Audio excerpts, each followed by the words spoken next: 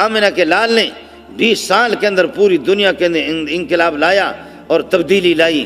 وہ حیا کی تبدیلی تھی، وہ قرآن کی تبدیلی تھی، وہ شرک کو ہٹا کر کے توحید کی تبدیلی تھی، وہ بے حیائی کو ہٹا کر حیا لایا تھا، وہ بے شرمی کو ہٹا کر کے شرم اس کے جگہ پر لایا، وہ عورتوں کی اللہ کو عزت کو لوٹا جاتا تھا، ان کو عزت آپ نے دیا، ان کو مقام دیا، ان کو مرتبہ دیا۔ اب ہمارے ہاں تبدیلی آ گئی، حیا کو مٹاؤ، بے حیائی لاؤ، شرم کو مٹاؤ، بے شرمی لاؤ، دین کو مٹاؤ، بے دینی لاؤ، دغا دغا دغا دغا۔ تبدیلی لا رہے ہیں۔ بکواسات لوگوں کے اتنے ہیں، اتنے الامان الحفیظ۔ ہمارے علماء بھی ان سے متاثر ہیں۔ مدرسے میں پڑھو گے، مولوی بنو گے، حافظ بنو گے، کیا کھاؤ گے، کہاں سے کھاؤ گے۔ حاجی حنیف میرے یار میرے ساتھ ہے، پتہ نہیں آیا ہوا یا نہیں آیا ادھر اس کو۔ ابھی ہمارے ساتھ کچھ ساتھی حاجی صاحب فرما رہے تھے، ساتھی ہمارے ساتھ بیٹھ گئے، آج یہ 5واں 6ٹھا پروگرام ہے، جدھر بھی جاؤ ہمارے جیب میں ہاضمے کی گولیاں ہوتی ہیں، یا اللہ پہلے والا کھانا دب جائے اس کے اوپر اور ڈال دے۔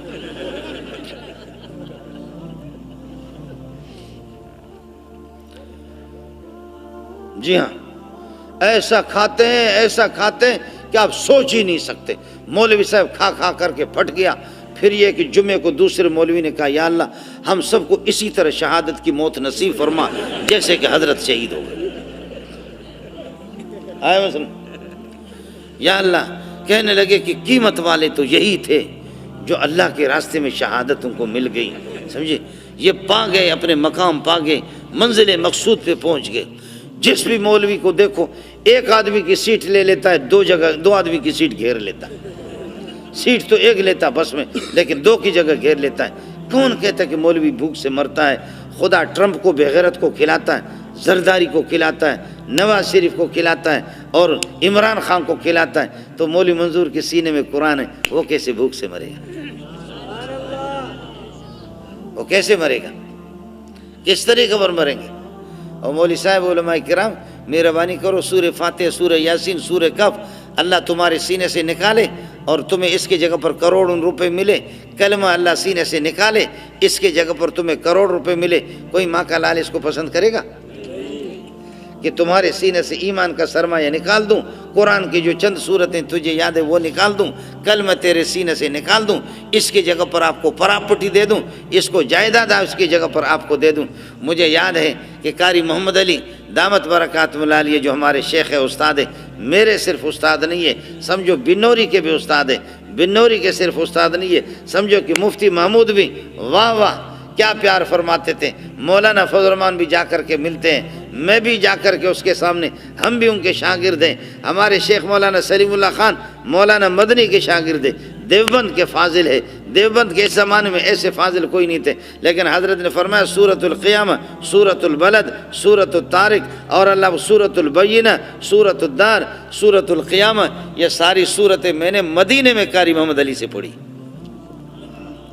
نابینا قسم کا آدمی قاری محمد علی، مجھے یاد ہے تلاوت کرتے کرتے پٹھان صاحب ڈھیر ہو گیا، چیخ مارا ایک پٹھان نے، اور اس پٹھان کو میں جانتا ہوں، اس کی اتنی پراپرٹی اس کو خود معلوم نہیں ہے کہ میرے پیٹرول پمپ کتنے ہیں، میری گاڑیاں کتنی ہیں، میری دولت کتنی ہے، میرے اللہ آپ کا بھلا کریے کہ دکانیں کتنی ہیں، جائیداد کتنی ہے، زمینیں کتنی ہیں، پلاٹ تجارتی پلاٹ کتنے، کوئی اس کو معلوم نہیں ہے۔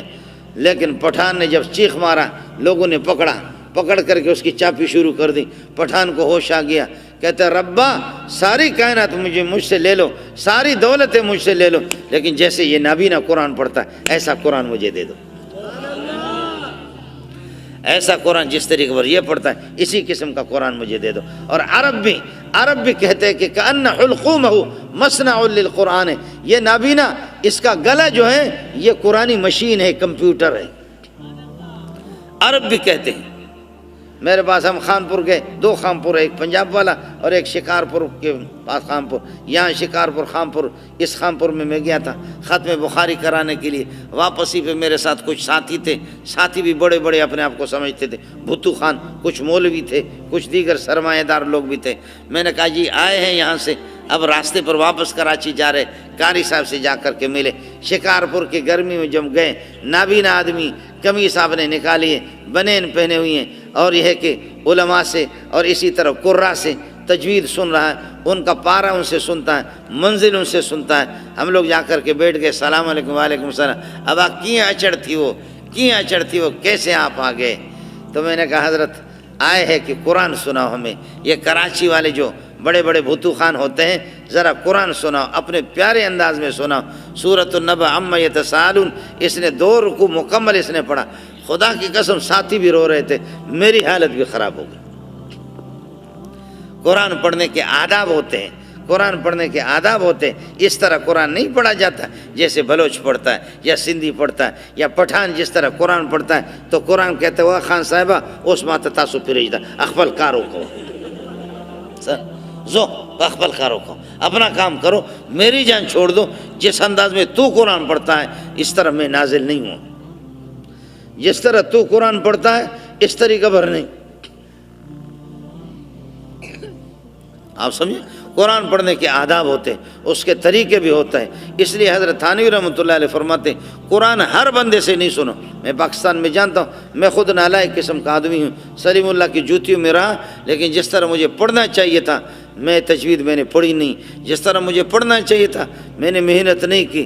جہاں نماز پڑھا کر کے پھر نماز کے بعد حضرت بلاتے تھے، اوے آپ نے فلان جگہ پر ایسے گڑبڑ کیا، فلان جگہ آپ نے غلط پڑھا، فلان جگہ آپ نے غلط پڑھا، فلان جگہ مسلسل حضرت کی یہ کہ ڈانٹنے، مسلسل حضرت کی دھمکیوں کے باوجود بس معمولی کوشش کر کے گزارا ہو گئے نہیں ہو گئے، لیکن جس طرح پڑھنا ہے اس طرح مجھے پڑھنا نہیں آتا۔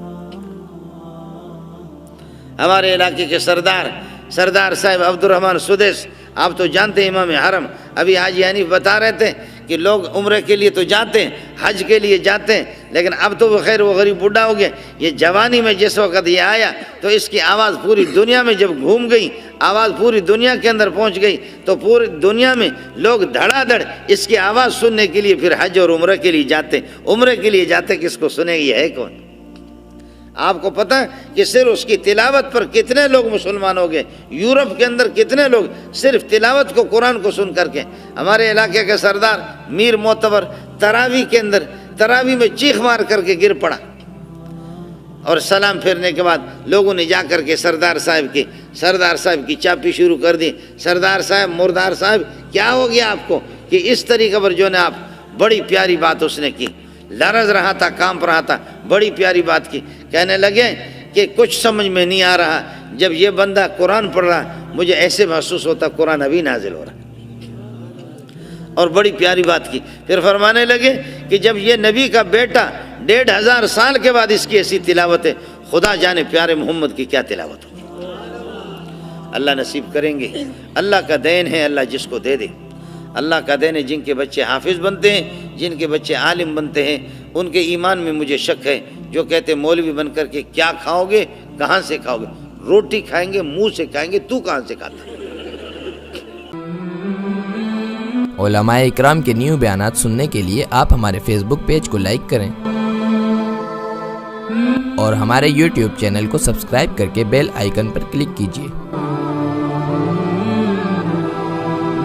اپنی نیک دعاؤں اور تمناؤں میں ادارہ سعد نشریات کو یاد رکھیں۔ شکریہ۔